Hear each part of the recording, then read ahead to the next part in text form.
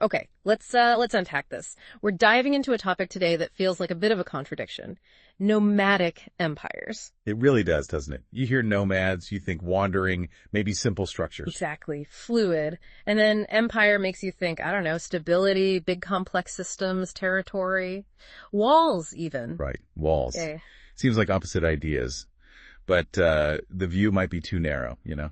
So that's what we're getting into with this deep dive. Using these sources you've pulled together, we're challenging that view. We are specifically focusing on probably the most impactful nomadic group, historically speaking, the Mongols under Genghis Khan. Right. And the goal here isn't just to say nomads built empires, but to explore how. Exactly. How they weren't these isolated islands, but were actually interacting with, learning from, impacting the settled world around them, all that back and forth. And looking at this material, there are definitely some surprising facts here that really challenge that old picture.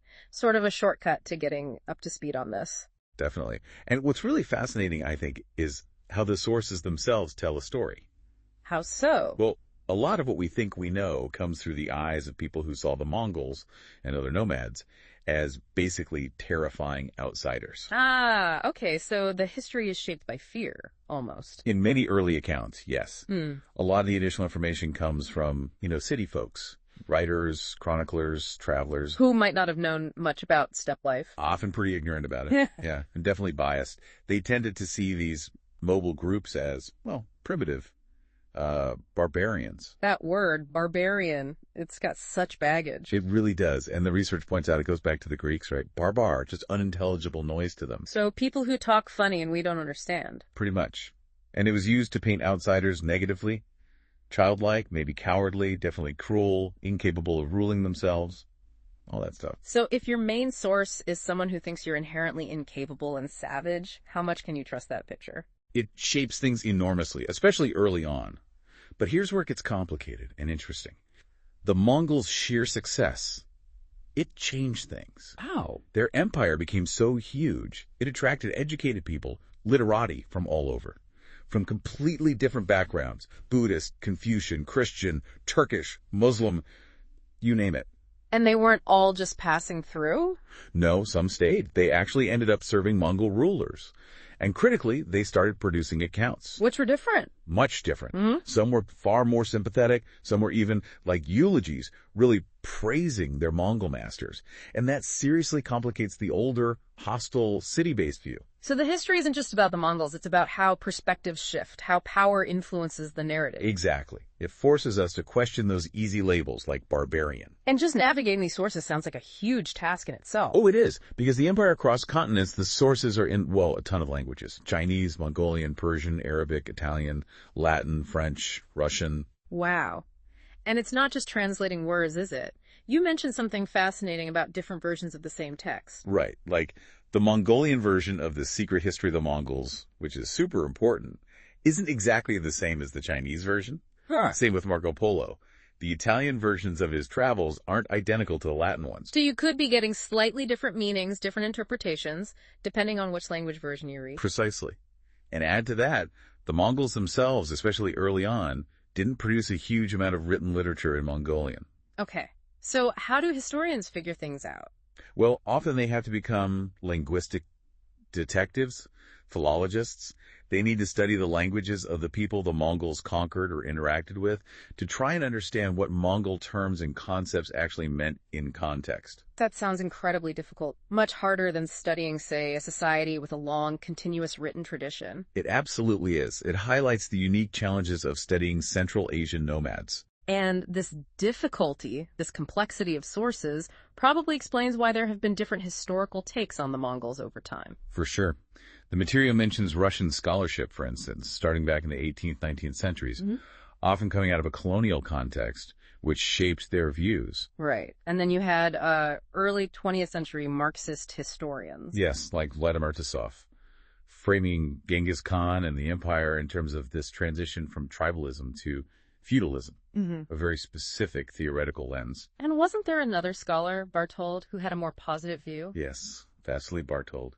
And his more positive assessment actually got him into trouble with the Soviet censors under Stalin. Seriously. His view on medieval history was politically dangerous. Apparently so. His major works weren't widely published until the 1960s because of it. That's incredible. It just shows how interpretations of the past are never really free from the present, are they? Never. And it underlines that despite everything the Mongols achieved, there's still so much that scholars are digging into, wrestling with these complex, sometimes biased, often fragmented sources. Okay, so let's try and piece together who the Mongols actually were before they, exploded onto the world scene. What was their society like? Well, the sources describe them as a diverse group of peoples, linked by language to others like the Tatars, the Khitan, the Manchus, various Turkic tribes too. And their economy, mostly nomadic. Primarily pastoralists, yeah. Raising horses, very important sheep, cattle, goats, camels, but also mixed economies. Some groups further north were more hunter-gatherers, dealing in furs from the Siberian forests. And living on the Central Asian steppes. Modern Mongolia, basically. Which sounds beautiful, but tough. Incredibly tough. Majestic landscape, yes, mountains, desert, rivers, grasslands, but extreme climate. Brutal long winters, short dry summers. Not exactly farming country. No, and that meant low population density. No cities. People lived in those felt tents, swagers, moving with their herds to find pasture.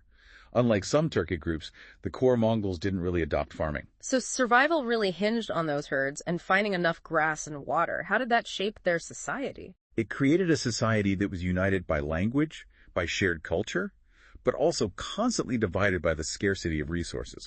Competition. Exactly. The basic social unit was the patrilineal lineage, tracing descent through the male line. But richer families, the ones with more animals, controlling more pasture land, they naturally had more influence. They were larger, too. So wealth meant power. More animals, more land, more clout. Pretty much. And then you had periodic natural disasters, a really bad winter, a zud, or a drought, making resources even scarcer. Which would lead to? Conflict. Forced groups to forage more widely, raid neighbors for livestock, fight over the best pastures. It was an environment where conflict was almost endemic. Confederacies would form, but they were often small, fragile, and didn't last long. Until Genghis Khan? Until Temujin, yeah. And this scarcity didn't just cause conflict within the steppe, right? It pushed them outwards, too, towards settled neighbors like China. Absolutely. They weren't strangers to each other at all. The simple fact was, the steppe couldn't provide everything they needed.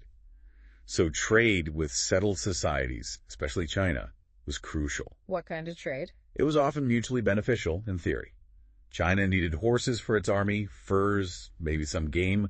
The nomads needed agricultural products, grain, primarily, but also things like metal tools, pots, textiles, stuff they couldn't easily produce themselves. So interdependence.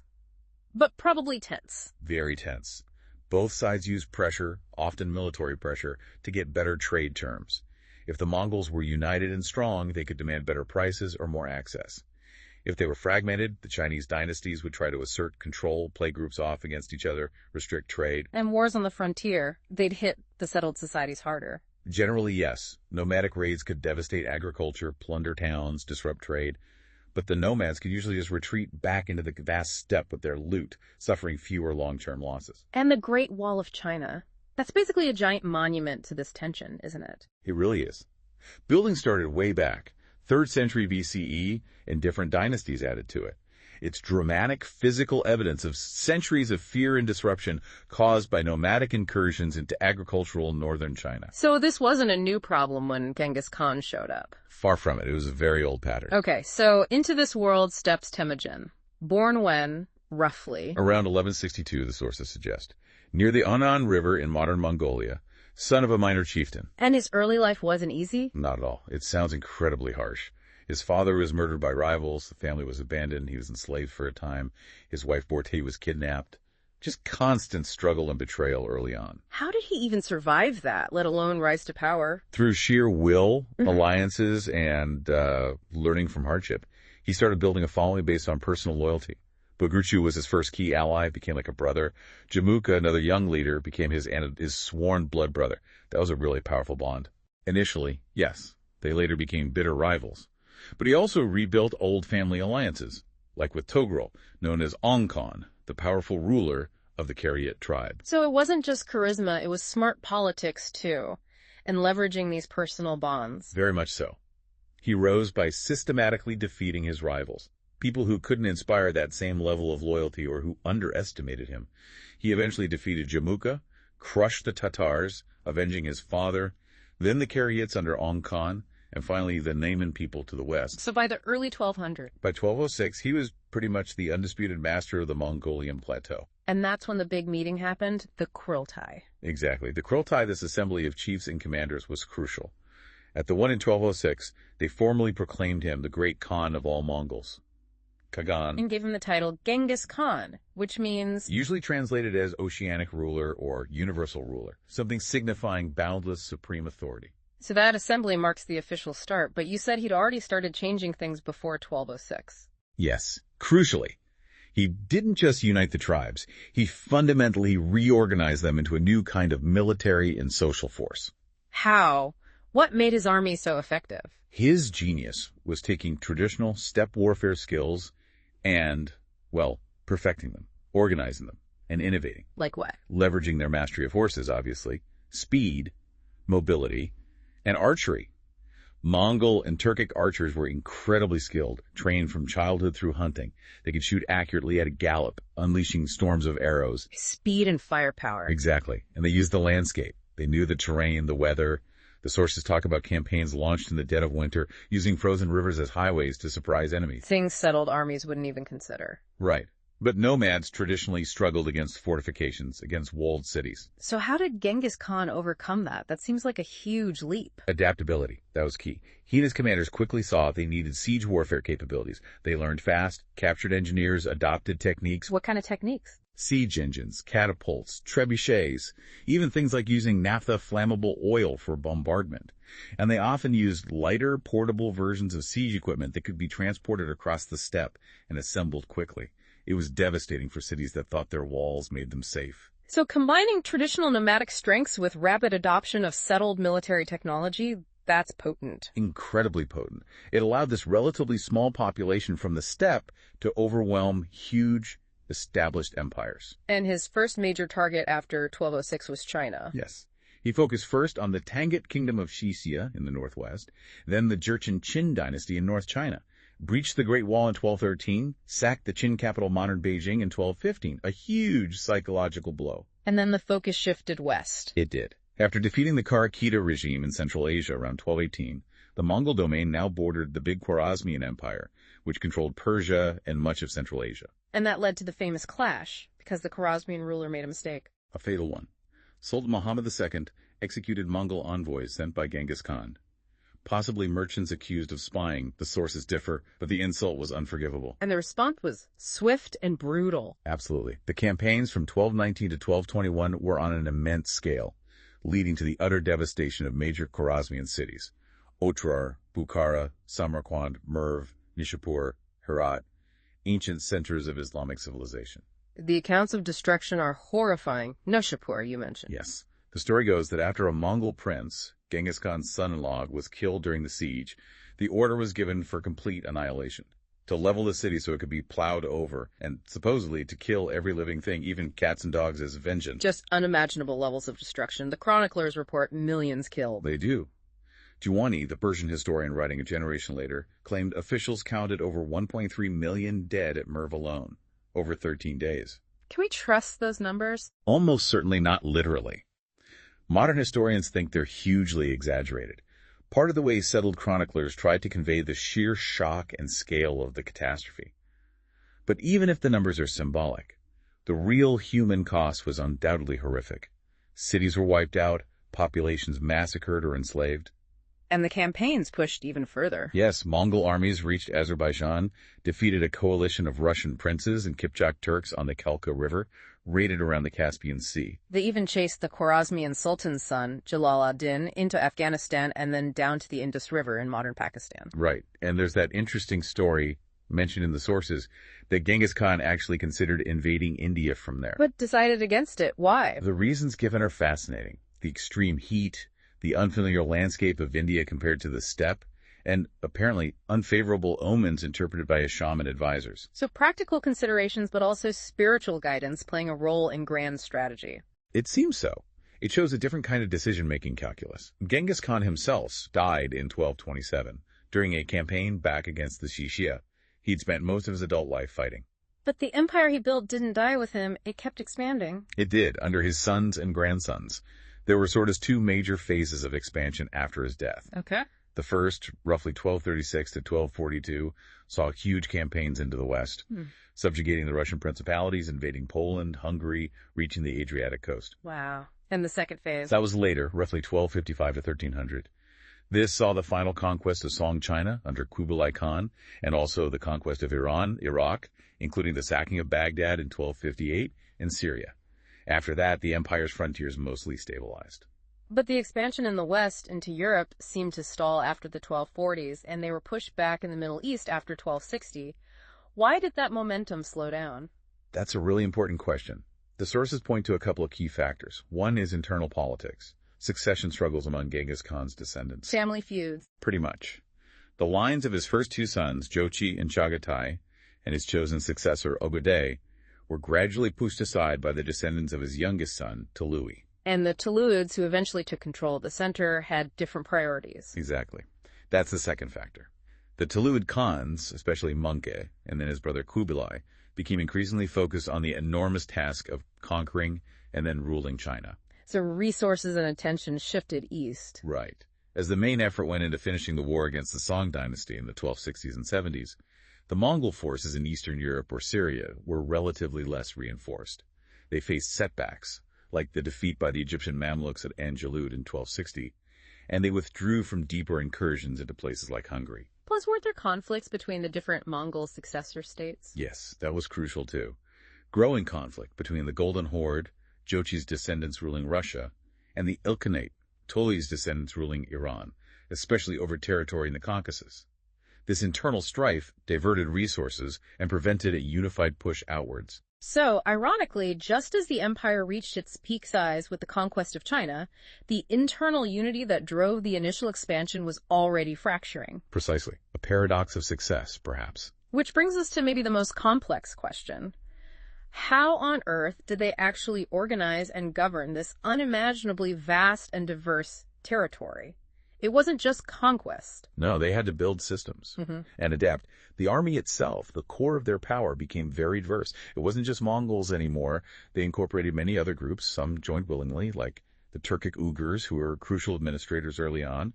Others were absorbed after being conquered, like the Karyots. And Genghis Khan himself made a really radical change to how the army and society was structured, breaking down tribes. Yes, this was fundamental. He systematically dismantled the old tribal loyalties and structures. He reorganized everyone, Mongol, Karyat, Naman, whoever, into new decimal units. Tens, hundreds, thousands. And the Tumen, the largest unit of 10,000 soldiers. And critically, members of different old tribes were deliberately mixed together within these new units. So your loyalty wasn't to your old chief anymore? No. Your primary identity, your loyalty, was now to your commander within this new decimal structure, and ultimately to Genghis Khan himself and his lineage. Moving between units without permission was strictly forbidden, punishable by death. A Tumen commander might have warriors drawn from dozens of fragmented older groups under him. Creating a new unified military identity. Exactly. And a new hierarchy arose based on this military structure and, importantly, on personal relationship to the great Khan. How so? The top commands went to his sons and his most trusted captains, the Noyan. Loyal followers were honored with special status, like a Donda, blood brother, or Noker, a kind of retainer or companion bound by loyalty. Your status came from this connection, not from your old clan position. A total shift in power dynamics, based on merit and loyalty to the center, not just birth. To a large extent, yes. Though lineages obviously remained crucial at the very top, this vast domain was also initially divided, in concept at least, among his four principal sons, Jochi, Chagatai, Ogodei, and Tului. These were the Julus. Were these like fixed kingdoms from the start? Not really. Not at first. They were more like spheres of influence, expanding domains, each allocated military contingents called Tama, drawn from the central army. The idea, especially under Genghis and Ogodei, seems to have been some form of collective sovereignty. Governed how? Through those crotés. Major decisions about campaigns, distributing plunder, allocating pastures, and especially choosing the next great Khan were supposed to be made collectively by the ruling family and top commanders at these assemblies. And how did they even communicate across this enormous space? From, say, Hungary back to Mongolia? This is one of their most impressive administrative achievements. The Yam. The courier system. Yes, an incredibly efficient postal relay system.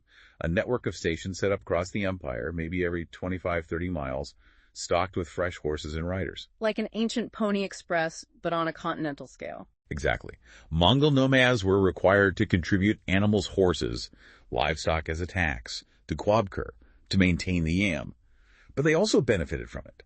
Travelers with the right authorization could cross vast distances with surprising speed and safety. You mentioned authorization, the passes. Right, the politsa or gerij. These were tablets, often made of wood or metal, sometimes inscribed in multiple languages, that served as passports. They granted the bearers safe conduct, access to the Yam stations, food, lodging. And you had to pay for this privilege. Yes, there was often a customs or transit tax, the Baj, which also served as an acknowledgement of Mongol authority. This whole system, the Yam, the Paisa, the Baj, was vital for knitting the empire together, for administration, trade, intelligence gathering. It amazed observers like Marco Polo. So incredible organization. But the initial impact on the people they conquered, we talked about the destruction. Devastating. In the first few decades, absolutely. Cities destroyed, irrigation systems ruined, especially the Qanats in Iran, those vital underground water channels. Agriculture disrupted on a massive scale. Trade routes initially shattered. Huge numbers killed or enslaved. In some areas, like parts of Iran or Central Asia, the ecological damage was long-lasting, contributing to desertification. Sounds horrific. But then things changed. This idea of the Pax Mongolica, the Mongol peace. Yes, there's a definite shift. Once the conquest slowed and the focus turned to ruling and extracting wealth from these territories, the nature of Mongol rule changed. Ow. Well, by simply holding this vast area under one political authority, they created unprecedented conditions for long-distance trade and travel. For the first time, Europe and China were directly linked overland. The Silk Roads flourished under Mongol protection, extending right into the heart of the empire, to the capital Karakorum. So stability, ironically, born from conquest. In a way, yes. That communication and travel network we talked about, the Yam, the passes facilitated not just administration, but also commerce and cultural exchange on a scale not seen before. And you mentioned earlier this tension within the Mongol leadership itself about how to rule settled lands, the pastor versus peasants debate. Right, that's crucial. Early on, around the 1230s under Ögödei, there were apparently serious proposals by some Mongol hardliners to basically turn North China's farmland back into pasture for horses, just eliminate the peasantry. Wow, that would have been drastic. To say the least. But that view didn't prevail. By the time Kublai Khan conquered southern China in the 1270s, the thinking had completely shifted. He actively presented himself as a Chinese-style emperor, a protector of agriculture and cities. He understood that the real wealth lay in taxing a productive peasantry and fostering urban commerce. And you mentioned Ghazan Khan in Iran later doing something similar. Yes. In the late 13th century, Ghazan, the Ilkhan ruler who converted to Islam, gave speeches recorded by his Persian vizier, Rashiduddin, warning his Mongol generals not to plunder the Persian peasantry. He argued it was self-defeating, like eating your seed corn. It destroyed the tax space. That speech, drafted by a Persian administrator for a Mongol ruler, it really shows the influence of sedentary traditions and advisors, doesn't it? Absolutely. It shows how the Mongol elite were adapting, learning from the societies they ruled. They realized they needed the expertise of the conquered people to actually run the empire effectively. So they started recruiting locals. Heavily. Chinese administrators served in the Ilkhanate in Iran. Persians and Central Asians served the Yuan dynasty in China. These bureaucrats were essential. They helped set up tax systems, manage agriculture, integrate the different regions, and, frankly, soften the edges of nomadic rule. People like Yelut Chutai, a Khitan advisor to Ögödei, or the Persian Jawani family, or Rashiduddin himself, they wielded significant influence. So the Mongols provided the military framework, the ultimate authority, but the day-to-day governance often relied on conquered elites. In many areas, yes, especially in the more developed sedentary regions like China and Iran. And this process also contributed to that political fragmentation we discussed. That's so. As the different branches of the family ruled distinct regions, relying on local administrators and adopting local customs, their interests diverged. That original idea of a unified empire ruled collectively through Kurultays faded. By the mid-13th century, the Ulis weren't just administrative zones anymore. They were becoming separate, hereditary dynasties with distinct territories. And the nomadic traditions lasted longest where? Generally in the western and northern parts of the empire, the Ulis of Chagatai in Central Asia and Jochi, the Golden Horde, in the Russian steppes. Those areas remained more pastoral, less urbanized for longer compared to Yuan China or Dilkane Iran. This fragmentation must have also really affected how the Mongol past itself was remembered, how their identity was shaped over time. Definitely. As the cousin clans competed, their narratives about the shared past, about Genghis Khan himself, started to diverge too. And the Tuluid branch, because they controlled the major centers of literate culture in China and Iran, had a bigger hand in shaping the historical accounts that survived. You mentioned earlier that Persian chronicles written under the Ilkhans seem to exaggerate the destruction caused by Genghis Khan. Why would they do that? It seems counterintuitive, right? But it served a political purpose for their sedentary Persian audience. By emphasizing how horrific the initial conquest under Genghis Khan had been, maybe inflating casualty numbers, they could subtly highlight how much better things were now under the current Ilkhan rulers.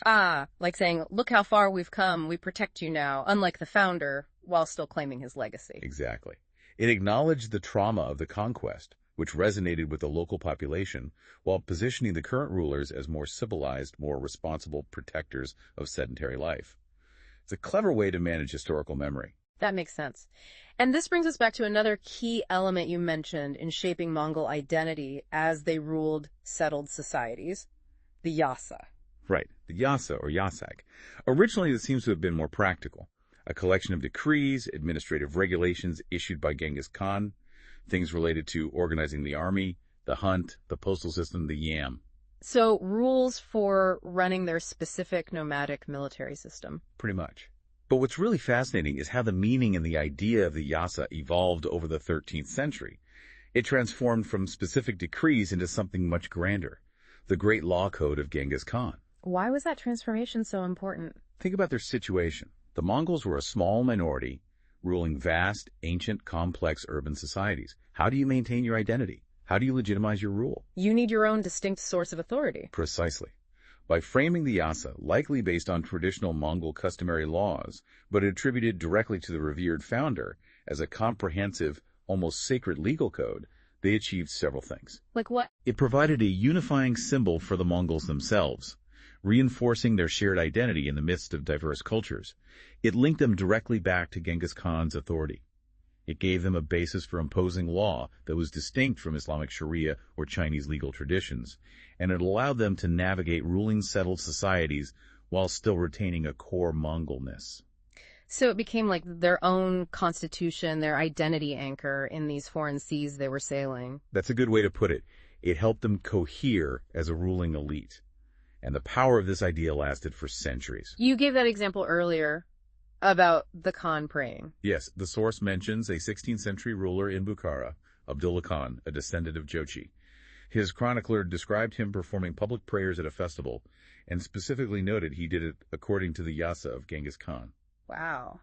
Centuries later, in a fully Islamic city, they're still linking correct ritual behavior back to the code of their nomadic, shamanist ancestor. It shows how the Yasa had become embedded not just as law, but as tradition, identity, almost a mark of legitimate Mongol-descended rule, even when its original specific contents were probably long forgotten or altered. Okay, so bringing this all together, how should we think about Genghis Khan and the Mongols in world history? There are such starkly different images.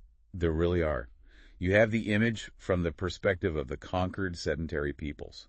Genghis Khan as the ultimate destroyer, the scourge of God, responsible for unbelievable devastation and death. And then from the Mongol perspective and from modern Mongolia. He's the unifier, the Yeah. greatest leader in their history, the one who stopped the constant internal warfare, brought them together, created a nation, built the largest empire the world had ever seen, brought order and prosperity through trade. Two completely opposing views. And it's crucial, I think, to hold both in mind, to understand why each perspective exists, and to recognize that focusing only on one can completely erase the other. History is rarely simple. And beyond just destroyer versus unifier, we need to remember the nature of the empire they actually built, especially once things settled. Absolutely. Its multi-ethnic, multilingual, multi-religious character was remarkable for its time. The Khans themselves followed different faiths. Yes. Some were traditional shamanists, others leaned towards Buddhism, some Nestorian Christianity. Eventually, many converted to Islam, especially in the western parts of the empire. But crucially, their personal faith rarely dictated state policy. especially in the early unified period. They recruited people based on ability, not religion or ethnicity. Largely, yes. That willingness to use talent from anywhere, Persians, Chinese, Uyghurs, Europeans, was unusual and a key part of their success. It provided a model, perhaps, for later large, diverse empires, like the Mughals in India, who also claimed a distant Mongol connection. That adaptability again. It seems central, and the legacy of the founder, Genghis Khan, remained potent for centuries. Even rulers like Timur or Tamerlane, centuries later, who wasn't a direct descendant. He didn't call himself Khan. No, he ruled in the name of figurehead Khans from Genghis's line. He called himself son-in-law, Gurgen, claiming legitimacy through marriage into the Genghisid lineage. That bloodline carried immense prestige. And we see that power even today, you said, in modern Mongolia. Very much so. After decades of Soviet influence where Genghis Khan was downplayed or vilified, he's now been embraced as the ultimate national hero. A powerful symbol for forging national identity, connecting modern Mongolia to this epic past. His image is everywhere. So, wrapping up this deep dive, it's clear that nomadic empire isn't a contradiction at all. It's just incredibly complex. It really is. We've seen how the Mongols, far from being simple barbarians, were sophisticated, adaptable, innovative. Yes, they caused immense destruction, but they also built the largest contiguous land empire ever. They created complex systems of governance like the Yam, used concepts like the Yasa to shape identity and law, and navigated a world of incredible diversity. And their legacy isn't monolithic. It's this mix of destruction and unification, of conquest and adaptation, of a founder's vision being reshaped over centuries by descendants, by subjects, and even by modern politics. It's a story as much about interaction and change, how nomads and settled people influenced each other, as it is about conquest, and about how things like identity law and historical memory get constructed, contested, and used. So maybe a final thought for everyone listening to mull over. If the story of the Mongols, their empire, their leader, is this complex, this multifaceted, with sources offering such different perspectives often shaped by the writer's own position, what other big historical narratives might be like that? Exactly. How many other stories in history, maybe ones we think we know well, especially those told mainly from the perspective of the winners or the dominant sedentary cultures, might be missing crucial dimensions? What other barbarian viewpoints are still waiting to be properly understood and integrated into the bigger picture? What else is out there, still waiting for deeper scrutiny?